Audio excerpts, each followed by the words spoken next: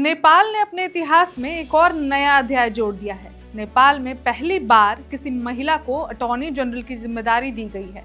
पहले सुशीला कार्की नेपाल की पहली महिला प्रधानमंत्री बनी। इसके बाद उन्होंने ही नेपाल की पहली महिला अटॉर्नी जनरल के लिए नियुक्ति करवाई, जिसके बाद ये जानना बेहद अहम हो जाता है कि अटॉर्नी जनरल का क्या काम होता है।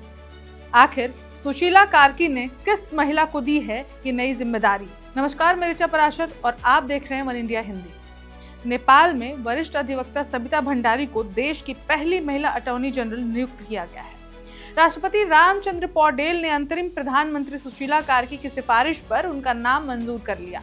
इस तरह ये पहली बार है जब नेपाल की सर्वोच्च कानूनी कुर्सी पर किसी महिला को बैठने का अवसर प्राप्त हुआ है। राष्ट्रपति कार्यालय द्वारा जारी अधिसूचना के अनुसार सबिता भण्डारी को औपचारिक रूप से इस पद पर नियुक्त किया गया है। इससे पहले अटॉर्नी जनरल रहे रमेश बादल ने अपना इस्तीफा सौंप दिया था।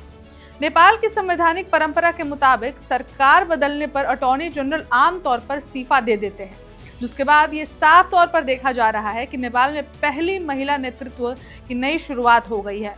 सबिता भण्डारी की नियुक्ति प्रधानमंत्री कार्की के लिए भी ऐतिहासिक कदम माना जा रहा है। कार्की स्वयं नेपाल की पहली महिला प्रधानमंत्री बनी हैं और उन्होंने यह जिम्मेदारी उस समय संभाली जब जेनजी आंदोलन के दबाव में बदलाव की मांग काफी तेज हो गई थी। यह कदम नेपाल की राजनीति और प्रशासन में महिला नेतृत्व को मजबूत करने वाला माना जा रहा है। विवादों से घिरी नियुक्ति। हालांकि सबिता भण्डारी की नियुक्ति पूरी तरह विवाद मुक्त नहीं रही। उन्होंने पहले क्रिकेटर संदीप लामिछाने का बचाव किया था, जिन पर नाबालिग से दुष्कर्म का आरोप लगा था। इसी कारण उनके चयन पर सवाल उठाए जा रहे हैं। आलोचकों का मानना है कि इस मामले से उनकी निष्पक्षता और योग्यता पर संदेह पैदा होता है। नेपाल को पहली महिला अटॉर्नी जनरल मिलने के बाद ये जानना भी जरूरी है कि अटॉर्नी जनरल की क्या होती है भूमिका। नेपाल के संविधान के अनुसार अटॉर्नी जनरल के मुख्य विधिक सलाहकार होते हैं। वे कानूनी मामलों में सरकार का पक्ष रखते हैं और न्यायपालिका में देश के हितों की रक्षा करते हैं। नेपाल में अब तक यह पद केवल पुरुषों के पास ही रहा है, लेकिन सबिता भण्डारी ने इस परंपरा को तोड़ते हुए नया इतिहास रच दिया है और इसमें मुख्य भूमिका निभाई है सुशीला कार्की ने। कैबिनेट विस्तार की तैयारी। प्रधानमंत्री कार्की केवल अटॉर्नी जनरल की नियुक्ति तक सीमित नहीं है। उन्होंने रविवार तक 5 नए मंत्रियों की नियुक्ति करने की तैयारी कर ली है।